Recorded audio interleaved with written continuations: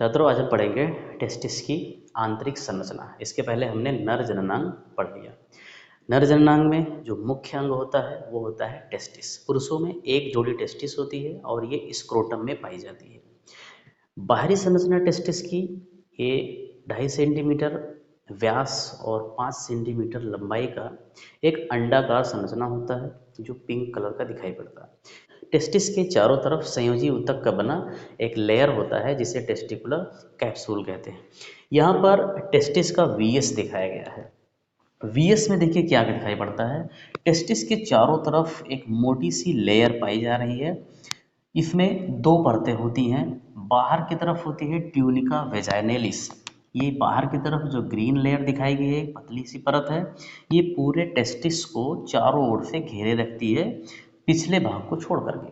Testis का जो पिछला पोर्शन होता है, यहाँ पर एपिडाइडमिस होती है, इसको छोड़ के बाकी संरचना को, बाकी भाग को ट्यूनिका वेजाइनेलिस घेरे हुए होती है।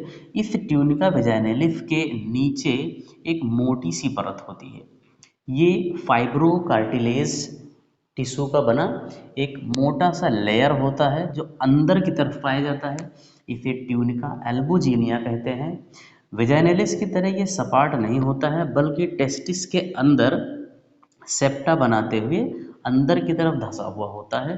जैसा कि ये इसका सेप्टा है, टेस्टिकुलर सेप्टा। ठीक है, ये सेप्टा बनाते हुए टेस्टिस के ऊतक में धंसा हुआ होता है और इन्हीं सेप्टा को कहते हैं सेप्टुला टेस्टिस।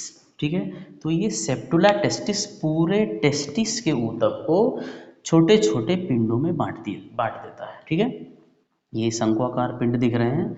एक नॉर्मल जो इनकी एवरेज संख्या होती है वो लगभग 250 होती है। एक टेस्टिस में 250 इस प्रकार के छोटे छोटे पिंड पाए जाते हैं और इन्हीं पिंडों के अंदर सेमिनिफेरस ट्यूब्यूल्स पाई जाती हैं जो अत्यधिक कुंडलित अवस्था में होती हैं और सघन रूप से इसके अंदर व्यवस्थित होती हैं। ठीक है, तो इस प्रकार से टेस्टिस के चारों तरफ जो दो परतें पाई जाती हैं, ट्यूनिका वेजाइनेलिस और ट्यूनिका एल्बोजिनिया, इन्हीं परतों को कहते हैं टेस्टिकुलर कैप्सूल। ठीक है, टेस्टिस के अंदर पाई जाने वाली इन कुंडलित नलिकाओं को सेमनीफेरस ट्यूब्यूल कहते हैं, यानी शुक्र जनन नलिकाएं।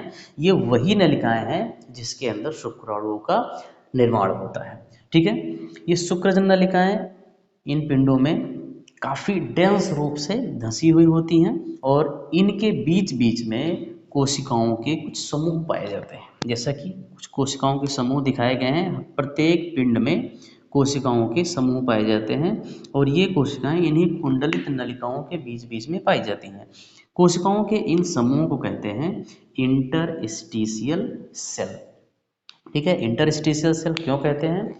क्योंकि ये सेमनीफेरस ट्यूब्यूल्स के बीच में पाई जाती हैं। इसकी खोज लेडिक ने की थी, इसलिए इसको लेडिक सेल भी कहते हैं। इस इंटरस्टिशियल सेल के अलावा इन पिंडों में रक्त की वाहिनियां भी होती हैं और तंत्रिका कोशिकाएं भी होती हैं। तो प्रत्येक पिंड से एक कुंडलित नलिकाएं बाहर की तरफ निकलती हैं और सभी नलिकाएं एक दूसरे से मिल करके एक जाल बना लेती हैं। इस जाल को कहते हैं रैटी टेस्टिस। और फिर रैटी टेस्टिस से सभी नलिकाएं अलग अलग हो करके एक सीधी नलिका के रूप में टेस्टिस से बाहर निकलती हैं, जैसा कि यहाँ दिखाया गया है। इन सीधी नलिकाओं को कहते हैं वास इफ्रेंस और यही वास इफ्रेंस टेस्टिस के पश्च भाग में बाहर निकल करके एक दूसरे से जुड़ जाती हैं और एक मोटी सी नलिका बना लेती हैं। और ये नलिकाएं अत्यधिक कुंडलित होती हैं जो टेस्टिस के पिछले भाग को ढके हुए होती हैं और यही भाग सघन रूप से बाहर की तरफ एक पिंड के रूप में दिखाई देता है और इसी पिंड को कहते हैं एपिडाइडमिस। ठीक है, एपिडाइडमिस नीचे की तरफ अकुंडलित होता है और इससे ये नलिका बाहर की तरफ निकलती है। इसको कहते हैं वास डिफरेंस, या इसको कहते हैं वास डिफरेंस शुक्र वाहिनियाँ। ठीक है, तो इस प्रकार से ये टेस्टिस का टीएस हो गया। टेस्टिस में इंटरस्टिशियल सेल और सेमनीफेरस ट्यूब्यूल्स का बहुत ही इम्पोर्टेंट रोल है, क्योंकि जो सेमनीफेरस ट्यूब्यूल्स हैं इसमें स्पर्म का फॉर्मेशन होता है और इंटरस्टिशियल सेल में मेल हार्मोन स्रावित होता है। जन्म के बाद लगभग 11 से 13 वर्ष की अवस्था तक टेस्टिस सक्रिय नहीं होता है, लेकिन जब बालक 13 वर्ष की आयु का हो जाता है तो इसकी पिट्यूटरी ग्रंथि सक्रिय हो जाती है और इससे एफएसएच और एलएच हार्मोन स्रावित होता है। एफएसएच और एलएच हार्मोन्स, और ये हार्मोन्स टेस्टिस के इंटरस्टिशियल सेल को एक्टिवेट करते हैं। जब टेस्टिस की इंटरस्टिशियल सेल एक्टिवेट हो जाती है तो ये टेस्टोस्टेरोन नाम का मेल हार्मोन स्रावित करना शुरू कर देता है और यही हार्मोन्स इन सेमनीफेरस ट्यूब्यूल्स के अंदर स्पर्म के फॉर्मेशन को स्टार्ट कर देती हैं। इसके साथ साथ ये मेल में सेकेंडरी सेक्सुअल कैरेक्टर को भी डेवलप करती हैं। इनके जो सहायक जननांग हैं वो आकार में वृद्धि करते हैं और विकसित हो जाते हैं और इसमें सेकेंडरी सेक्सुअल कैरेक्टर जैसे पुरुषों में दाढ़ी मूंछ का आना, मांसपेशियों का विकसित होना, आवाज़ का भारी होना, सीने पे और प्यूबिक रीजन में बालों का होना, ठीक है, ये सारे कैरेक्टर इनमें डेवलप होने शुरू हो जाते हैं। अब हम देखते हैं सेमनीफेरस ट्यूब्यूल्स की आंतरिक संरचना। इस सेमनीफेरस ट्यूब्यूल्स किस तरीके की होती है, क्या कार्य हैं ये है शुक्र जनन नलिकाओं का टीएस। ये टेस्टिस में एक लोब से इसका काट दिखाया गया है बड़ा करके। शुक्रजन नलिकाओं का टीएस है, किस प्रकार से दिखाई देती हैं। ये एक कंप्लीट शुक्रजनन नलिका है और यहाँ साइड में कटी हुई शुक्रजनन नलिकाएं हैं। जो संरचना इस शुक्रजनन नलिका में होगी वही इन सारी में होगी, इसमें कुछ नहीं बनाया गया है, ठीक है। देखिए यहाँ पर 1 2 3 4 और 5 शुक्रजनन नलिकाएं दिखाई गई हैं।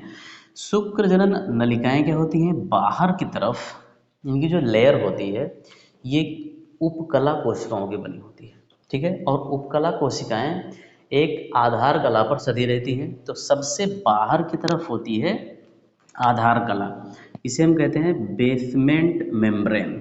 और इसी बेसमेंट मेम्ब्रेन पर जो कोशिकाएं हैं, शुक्रजनन कोशिकाएं, वो सधी हुई हैं। तो इस पूरी उपकला को कहते हैं जर्मिनल एपिथेलियम, जनन उपकला।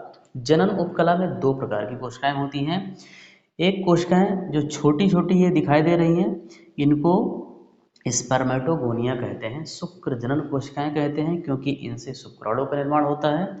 और दूसरी बड़ी कोशिकाएं जो कोन शेप में दिख रही हैं, जगह जगह पर उपकला में पाई जा रही हैं, इनको सपोर्टिंग सेल कहते हैं। सपोर्टिंग सेल इसलिए कहते हैं क्योंकि जब इसमें स्पर्म का फॉर्मेशन होता है तो स्पर्म इन्हीं सपोर्टिंग सेल से पोषण प्राप्त करता है और मैच्योर होता है, ठीक है।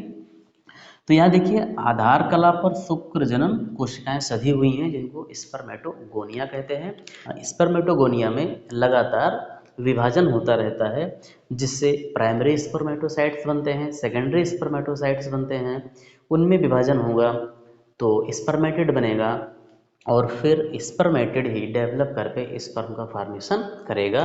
तो टीएस में कोशिकाओं की कई लेयर्स दिखाई पड़ती हैं और कुछ कोशिकाएं उन लेयर से डिटैच हुई भी दिखाई पड़े, जैसा कि दिख रहा। तो बाहर से भीतर की तरफ, सबसे बाहर की तरफ बेसमेंट मेम्ब्रेन पर स्पर्मेटोगोनिया है, उसके नीचे प्राइमरी स्पर्मेटोसाइट्स है, फिर सेकेंडरी स्पर्मेटोसाइट्स है और यहाँ पर स्पर्मेटिड्स हैं। ये जो इनसे डिटैच हो चुके हैं ये स्पर्मेटिड्स हैं और स्पर्मेटिड्स जा करके इस सर्टोली सेल से, जो सपोर्टिंग सेल है इसे सर्टोली सेल कहते हैं या नर्व सेल भी कहते हैं, इस सेल से आकर के जुड़ जाते हैं और इनसे अपना न्यूट्रिशन प्राप्त करते हैं। यहीं पर स्पर्मेटिड का मेटामॉर्फोसिस होता है और एक मेच्योर स्पर्म में ये बदल जाते हैं। जब ये मेच्योर हो जाते हैं तो इन सर्टोली सेल से डिटैच होकर के इसके सेमनीफेरस ट्यूब्यूल के ल्यूमन में पड़े रहते हैं और जब एजेकुलेशन होता है उस टाइम ये रेटिटेस्टिस, वास डिफरेंस या एपिडाइडमिस, ये वास डिफरेंस से होते हुए ये यूरेथ्रा के द्वारा बाहर निकाल दिए जाते हैं, ठीक है। तो यहाँ पर सर्टोली सेल का काम होता है न्यूट्रिशन प्रोवाइड करना, पोषण प्रोवाइड करना। इसके साथ साथ कुछ स्पर्मेटोजोआ ऐसे होते हैं जो डिजनरेट होते रहते हैं या किसी कारण से वो क्षतिग्रस्त हो जाते हैं, तो ये सपोर्टिंग सेल ही उनका डाइजेशन करके उन्हें समाप्त कर देती है। ठीक है, यहाँ पर कुछ कोशिकाएं या रक्त नलिकाएं दिखाई गई हैं, यानी कि जो सेमनीफेरस ट्यूब्यूल्स है इनके बीच बीच में कोशिकाओं के समूह होते हैं, इन समूह को कहते हैं इंटरस्टिशियल सेल, अंतराली कोशिकाएं। हमने बताया था कि ये लेडिग ने खोज किया था इसको, इसलिए इसे लेडिग सेल कहते हैं। और इन्हीं से स्रावित होता है नर हार्मोन्स टेस्टोस्टेरॉन, जो कि इनके लैंगिक लक्षणों को भी विकसित करता है और स्पर्म के फॉर्मेशन को भी प्रेरित करता है।